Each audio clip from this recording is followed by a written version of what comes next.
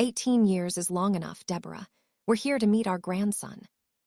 My mother said it like she was asking me to move aside and let her into a room she had every right to enter. I stood in my doorway, staring at two people I hadn't seen in years. My son, I asked. Our grandson, my father corrected. We're his grandparents. Whatever happened between us shouldn't keep Marcus away from his family. Family. The last time my father had used that word with me, I was 17 years old and pregnant. He had dropped 2 garbage bags filled with my clothes onto the porch while I stood there clutching my backpack. You have a choice, he'd said. Go away, have the baby adopted, and when this embarrassment is over, you can come home. My mother had stood behind him without looking at me. And if I keep my baby? My father opened the front door wider. Then you've chosen your new family. So I walked out. 18 years later, he was standing outside my asterisk door asking me to let him into that family. I kept one hand on the doorframe. Marcus has never been kept from you. My mother's face tightened. Deborah, please, we're getting older. That didn't answer me. What? Why now? My father glanced past me. That was when something shifted. His eyes traveled across the entryway, the staircase, the polished hardwood floors, then the framed photographs on the wall. Marcus in his graduation gown. Marcus and me, beneath a university banner. And beside them, a photograph of me accepting a local business award for the accounting and payroll company I had spent years building. My father looked genuinely surprised. At 17, he had expected me to fail. For the first few weeks after he threw me out, I slept on the sofa in my friend Tasha's mother's apartment. I went to school visibly pregnant, worked evenings, and saved whatever I could before Marcus was born. I finished 11th grade because quitting would have made my father's prediction come true. And now the two people who had watched me leave with everything I owned stuffed into garbage bags were standing inside the edge of a home I had paid for myself. My mother followed my gaze toward Marcus's graduation picture.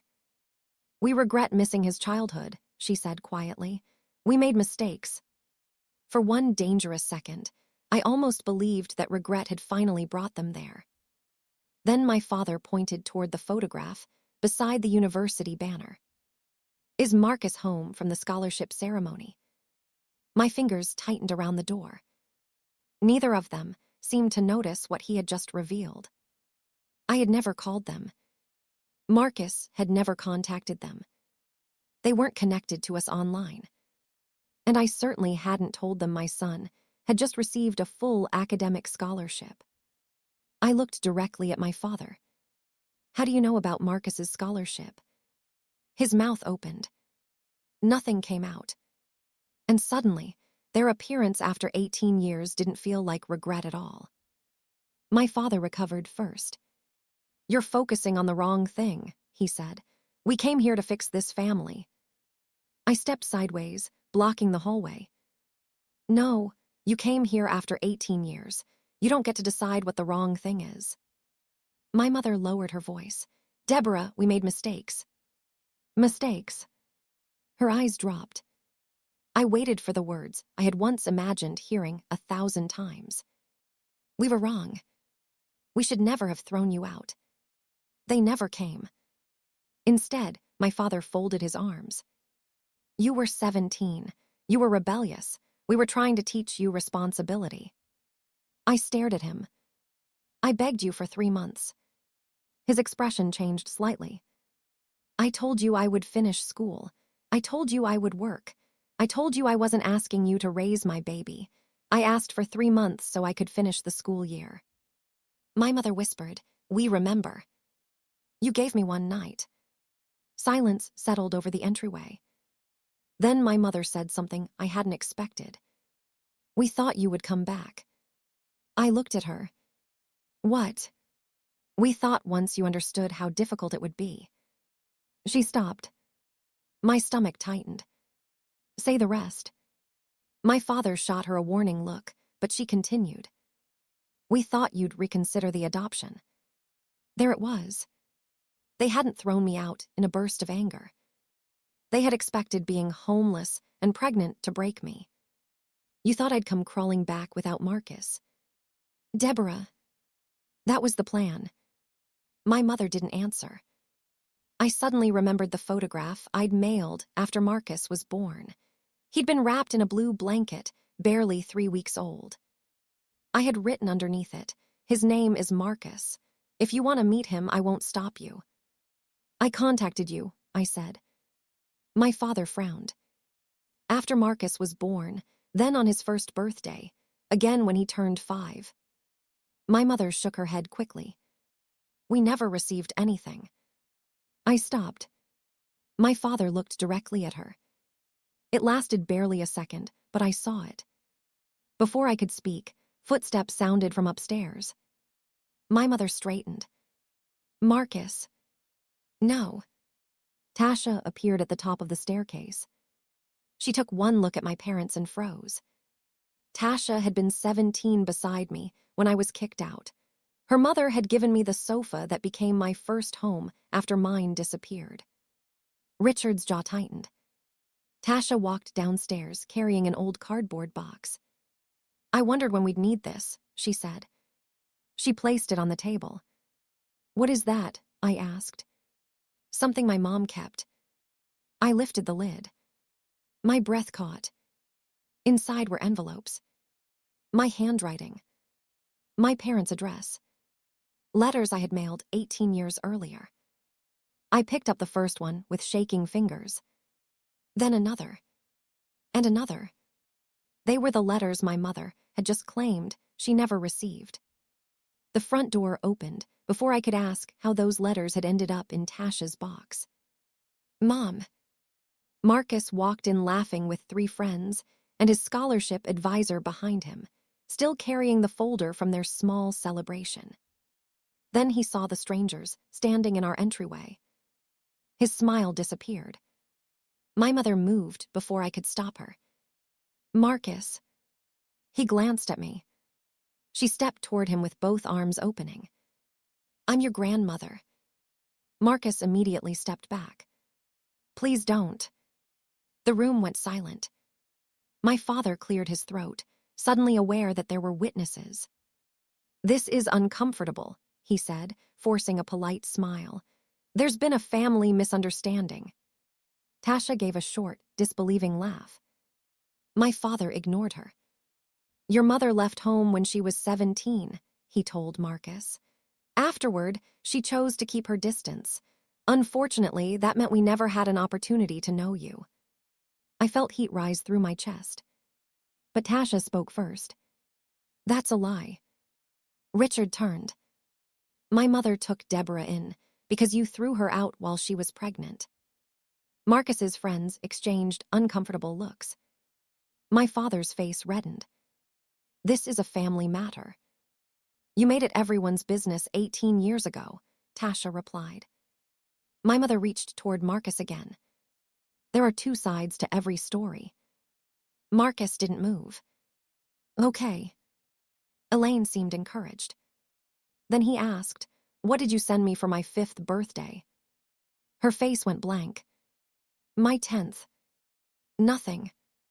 A graduation." "Marcus," Richard interrupted, "your mother never contacted us." I looked down at the box. One envelope caught my attention. Unlike several others, its flap had been torn open. I pulled out the letter. The date stopped me. Marcus had been 3 weeks old. I remembered writing it at Tasha's kitchen table while he slept beside me. I read aloud. "I'm not asking you for money. I'm asking whether you want to meet him. His name is Marcus." My father's face hardened. I looked at my mother. "You never received this." Elaine stared at the floor. "Mom." She swallowed. "We received some letters." Richard snapped, "Elaine."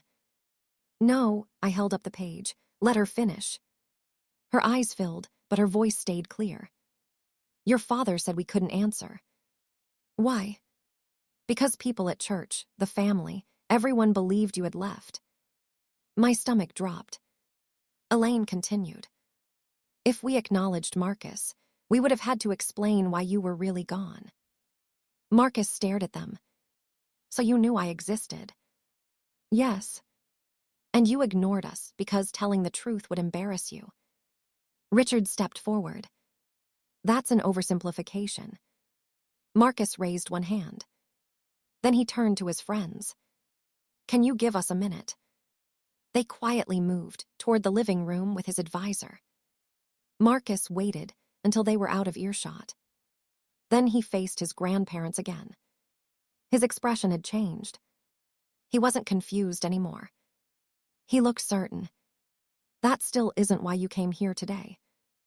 Marcus walked to the table and placed his scholarship folder beside the box of letters. My father looked at him carefully. What exactly are you suggesting? Marcus pulled out his phone.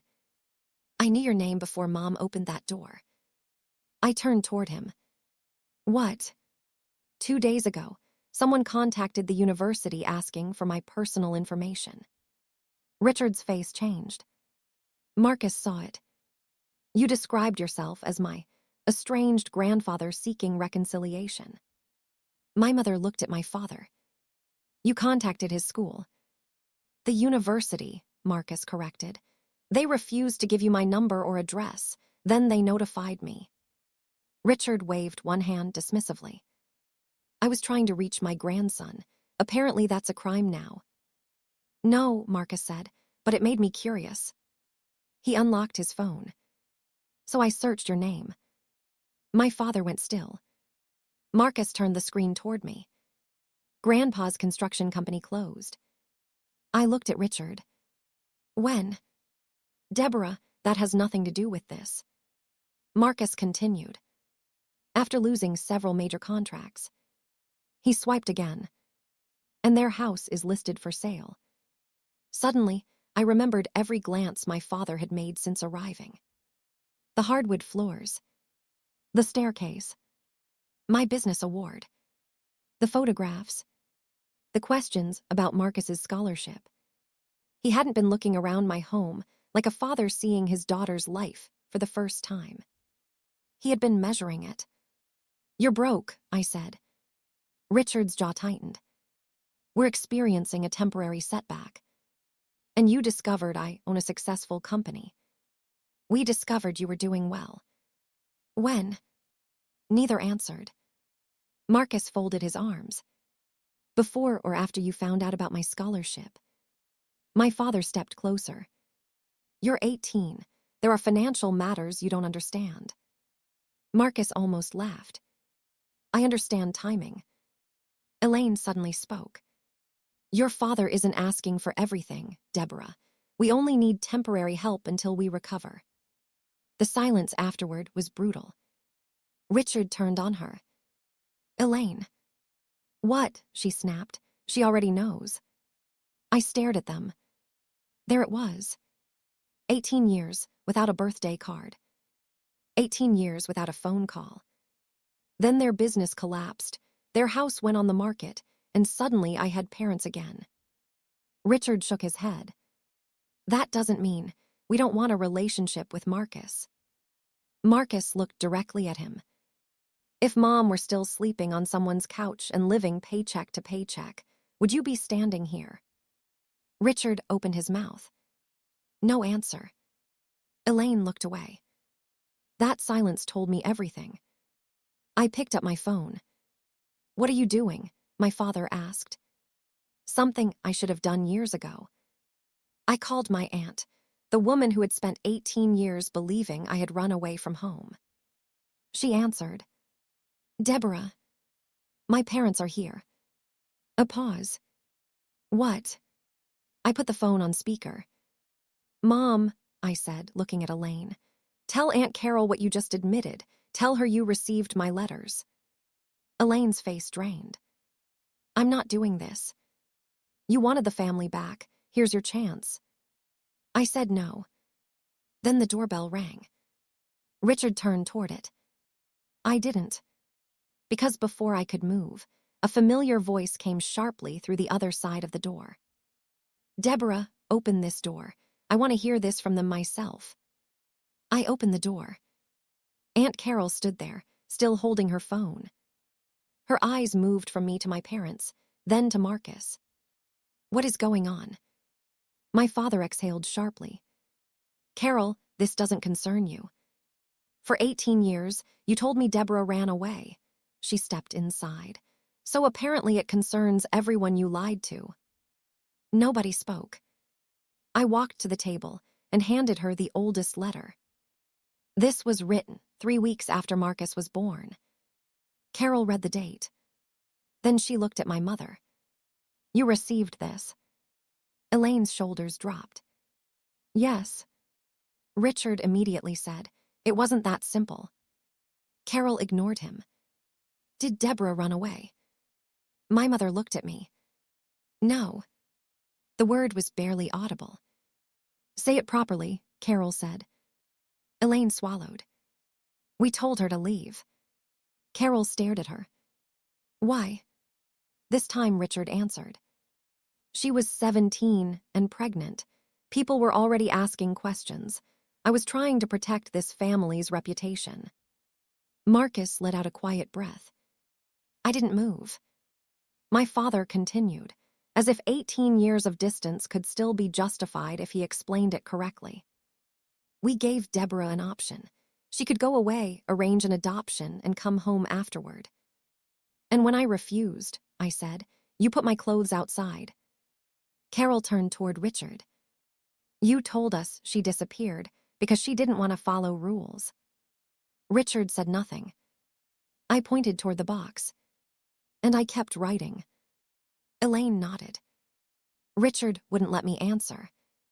Why? My father's voice became quieter. Because by then, everyone believed Deborah had chosen to leave. If we suddenly introduced a grandson, people would start asking what really happened. Marcus picked up the oldest letter. So protecting the lie mattered more than meeting me. Neither of them answered. There was nothing left to argue about. Carol sank into a chair. My God, all these years. Then she looked at me. I believed them. I know. Richard suddenly straightened. We cannot change 18 years ago. We came because we want to move forward. Marcus looked at him. And because your company failed. Carol's head snapped toward Richard. What? My mother closed her eyes. Richard rubbed his forehead. Yes, the company closed. In the house, I asked. We're selling it. I waited. Finally, he said, we need some help getting back on our feet. There it was, spoken plainly at last. They had learned through people in the community that I owned a thriving accounting and payroll firm. Then Marcus's scholarship announcement appeared, showing them that the baby they had wanted erased was now 18, graduating near the top of his class and heading to an elite university on a full scholarship. Only then had they decided 18 years was long enough. My mother turned toward Marcus. Whatever brought us here, I still want the chance to be your grandmother. Marcus looked down at the letter in his hand. For several seconds, he said nothing. Then he looked at me. You wrote this when I was 3 weeks old. Yes. You actually asked them to meet me. I did. After they threw you out. I nodded. Why? Because what they did to me was between me and them. I didn't want to make that decision for you. I wanted you to have grandparents if they were willing to be grandparents. Marcus reached over and took my hand. Then he faced Elaine. My mother gave you your chance 18 years ago. Elaine's lips parted. Marcus, you chose not to take it. My father stepped forward. So that's it. We make one mistake and we're punished forever. One mistake, Carol said. She lifted the box. This is 18 years of choices. That ended the argument. Over the following days, Carol told the relatives who had spent years believing I had abandoned my family what actually happened. The dated letters left little room for another version. My parents lost the story that had protected their reputation for nearly 2 decades. But I didn't try to destroy them. I didn't need to. When my father eventually asked whether I could loan him money or invest in another business venture, my answer was simple. No. He stared at me as if he couldn't understand how the frightened 17-year-old he once controlled could refuse him. 18 years earlier, he had decided whether I had a home. Now he stood inside the home I had earned, asking me to save him. "You're my daughter," he said. "And Marcus is your grandson," I replied. "That didn't matter when we needed you." My mother asked whether Marcus might reconsider seeing them. I looked at him. "That decision belongs to you." Marcus shook his head. "I don't want a relationship with them." "Then you don't have to have one." There was no screaming when my parents left. No dramatic revenge. I simply opened the door. Months later, I stood beside Marcus on the university campus while he carried boxes into his dorm. His scholarship covered his tuition, and he was beginning a life that 17-year-old me could barely have imagined while sleeping on someone else's sofa. My company continued growing. Marcus called constantly during his first weeks away.